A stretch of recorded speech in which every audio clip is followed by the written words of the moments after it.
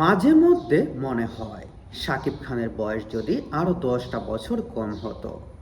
কয়েকদিন পর তো বয়সের ছাপ পড়ে যাবে, তখন কি হবে?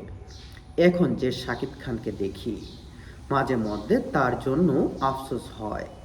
সে এই খান যদি বলিউড বা অন্য ইন্ডাস্ট্রিতে হতেন, তবে কত সহজেই তার সব সক্ষমতা এক্সপ্লোর করা যেত। তাকে আরও কত কত কোটি মানুষ জানত।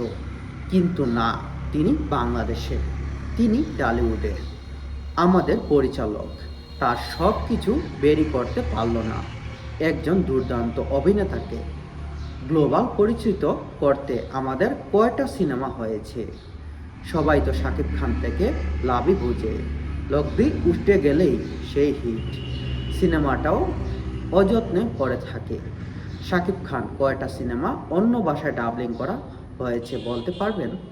সত্যি বলতে শাকিব খানের জন্য কাজ করার কি আপন কেউ নাই ইন্ডাস্ট্রিতে, ব্যাপারটা খুবই হতাশা। এই দুর্দান্ত এই